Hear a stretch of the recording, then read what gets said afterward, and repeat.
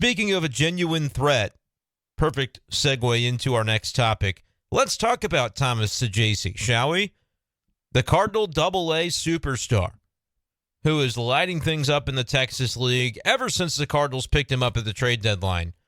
Saggese has been going hamburglar. I believe he hit for the cycle earlier this month with the Springfield Cardinals. He has just ridiculous numbers that I'll read for you here in a moment. But tonight was another incredible game for Saggese, who hit 2 home runs, including a 3-run bomb, 4 RBIs on the night, to increase his OPS for the season in Double-A to 954. But that doesn't even fully go to appreciate what he's done since coming over to the Cardinal organization, which, by the way, that was the trade that sent Jordan Montgomery and Chris Stratton to Texas. He was a Texas Rangers prospect with an 891 OPS in the Double-A level with Frisco, comes to the Cardinals, stays at the Double-A level, thought there was a chance they might promote him to Memphis to begin his time with the organization. It didn't happen, and now it seems as though the only reason to not have him in Memphis yet is in case they're trying to win a championship in Double-A, because he's one of their best players, if not their best player. Thomas Saggese has a 1234 OPS with the Cardinals organization, with Double-A Springfield in now 22 games, over 82 at-bats. He's got 9 home runs in those 82 at-bats, 20 RBIs. He's hitting .366 with a .454 on base and a .780 slugging percentage. That's right, an OPS over 1,200 for Thomas Saggese, the infielder that came over in the trade with the Texas Rangers. Chris Stratton, Jordan Montgomery go to Texas. Remember, John Mozeliak said pitching was the plan at that trade deadline. And then I asked him, I said, what do you think about this Saggese guy? Which I don't think that I pronounced it correctly when I asked the question, because I didn't yet know how to say his name. It is Saggese, though. 21-year-old. He's listed on the MILB website as a shortstop. I think he plays more second base, but he can play around the infield, described kind of like Brendan Donovan. When I asked John Mozeliak, what do you like about this guy? They said, well, we know we needed pitching, and in the deals that the Cardinals were able to make that day, because that was the same day the Jordan Hicks deal was made, Mozeliak basically said we covered some of the pitching needs that we had. Obviously, still had more to go, and on the deadline day with the Jack Flaherty deal, they ended up recouping or bringing in even more pitching as part of that trade. But with what the Rangers had to offer, Mozeliak said we were just trying to maximize talent in general in this deal for Montgomery and for Stratton. And Saggese was a guy that certainly fit the billing on that. Infielder who can play lots of different positions and maybe has a lot more power than the Cardinals even ever could have dreamed. I mean, this guy's only been in the organization for a little less than a month, already with 9 home runs with St. Louis. He is out of his mind right now in Double-A.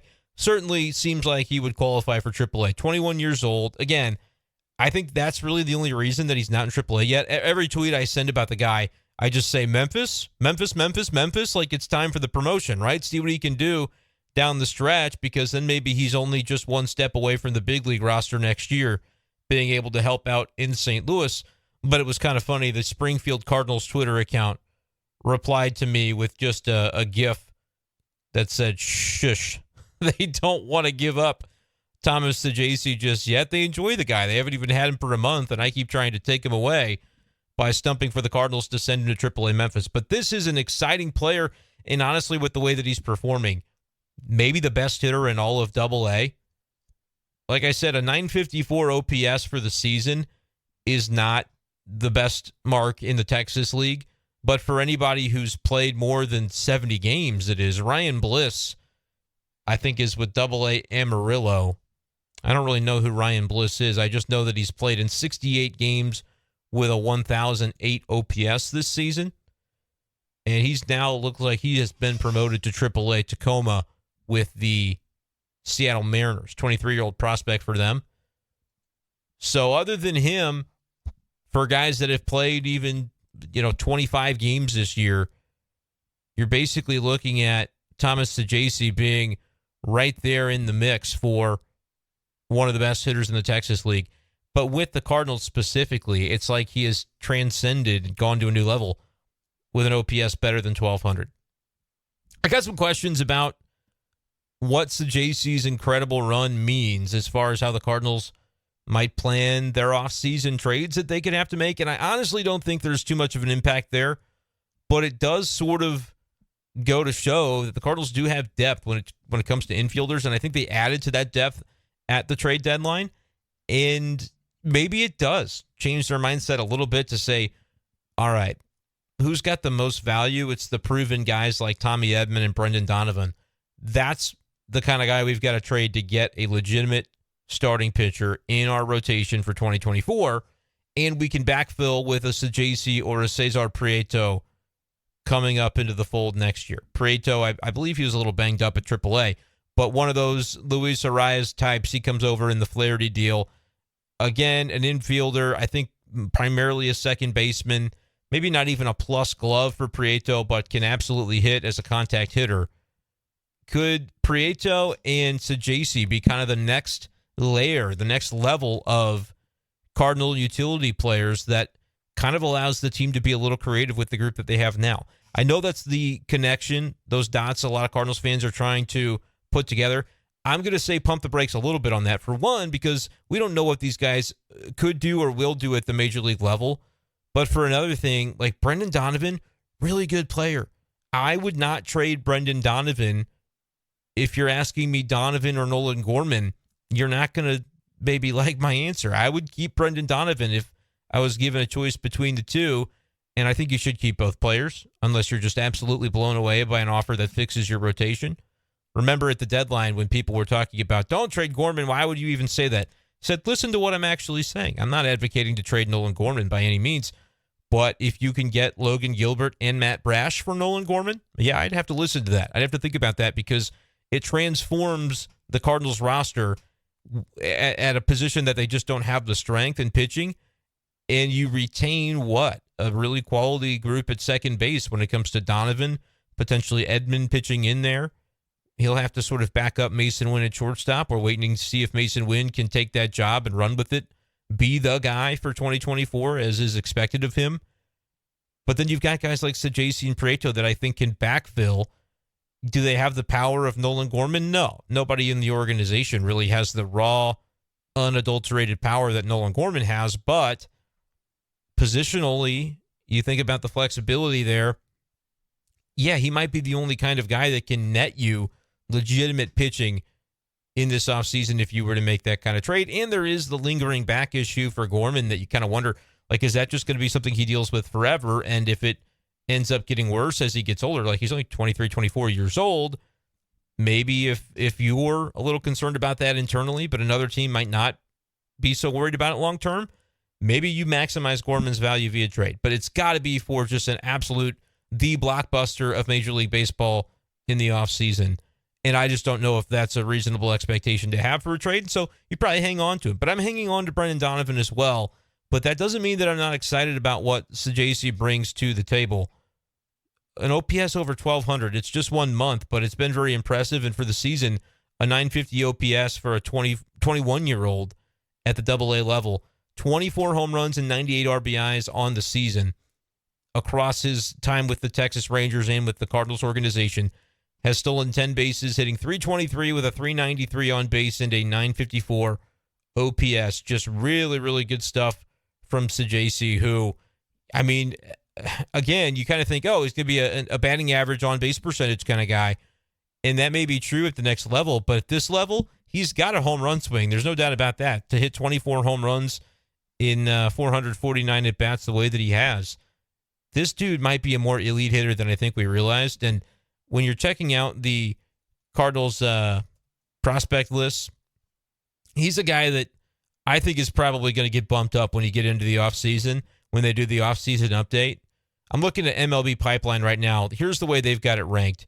Mason Wynn, Tink Hence, Chase Davis, who was the Cardinals' first-round pick over this summer. Victor Scott, who went all the way up from like 26 up to number 4 in the organization. He's a guy that legitimately has 80, 90 stolen base potential in a given MLB season. Like, what he's doing in the minor leagues is ridiculous.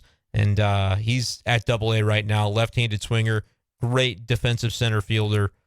So Victor Scott up at number 4. Tekoa Roby, comes over to the Cardinals at the deadline as well. And he's a guy that we haven't really gotten to see him pitch yet.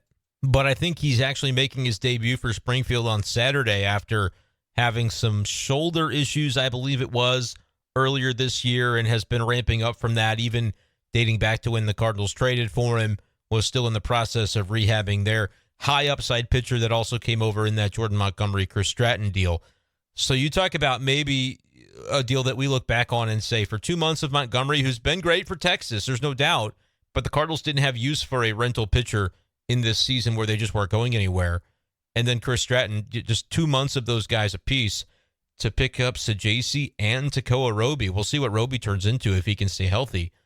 But that could end up being an absolute smash of a trade by John Mozeliak the longer this thing plays out. But nevertheless, as I was getting into, was trying to take a look at the Cardinals prospect rankings. I got kind of caught up on Tekoa Roby, who's number 5. And then they go Graceffo, number 6. Gordon Graceffo for the Cardinals in AAA this year. Cooper Jerpe, who was their first-round pick last year, left-handed pitcher.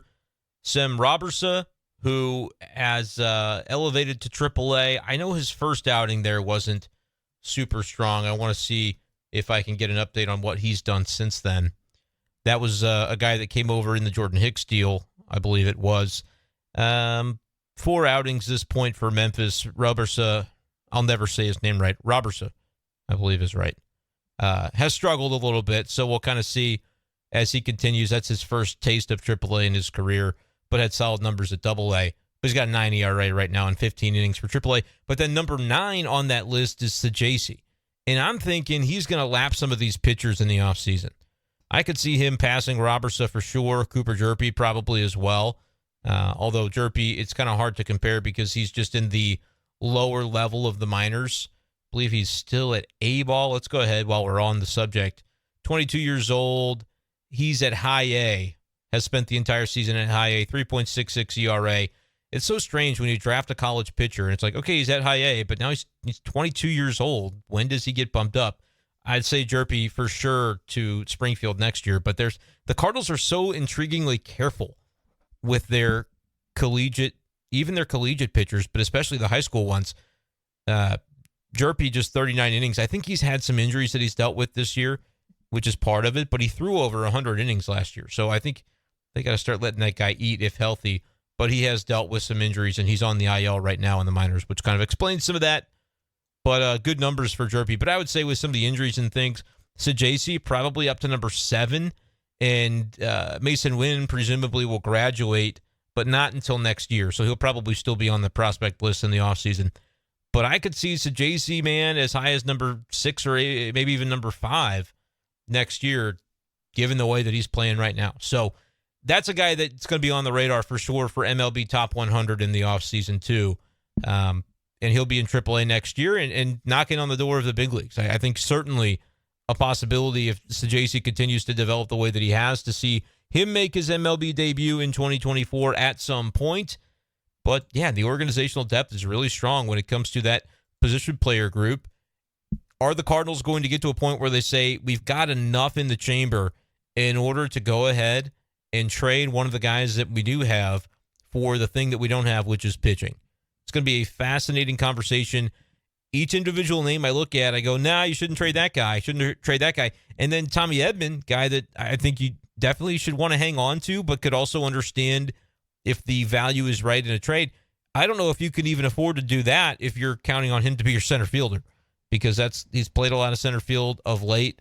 I have no idea what the Cardinals are going to do. I want to do like a full-fledged episode of B-Schaeff Daily on the outfield, because I think an overhaul is and probably should be coming.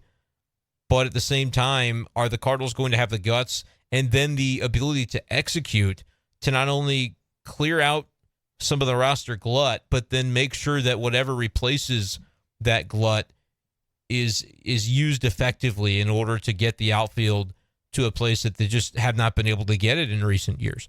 I think that's a topic of conversation. But Tommy Edman's name is in that mix as well, if they consider him more outfield than infield based on the depth that they have across that infield, especially when you get Brendan Donovan back, Nolan Gorman. We know Mason Wynn is now here. A lot to get to on that front. But what do you think about Thomas Saggese? Is he the best hitter in AA? And hopefully the next hitter to AAA as the Cardinals certainly may have gotten a good one when it comes to the 21-year-old utility infielder. Listed as a shortstop on MILB, but I think he's going to be more second base, can probably play a little third. Be great if he could play some shortstop as well, even in fill-in duty. But, man, you got to love the power and just the sheer bat-handling ability from Thomas Saggese that we're seeing play out for Springfield. Another 2-home run day for Saggese as he just continues to rake since the Cardinals got him from the Texas Rangers.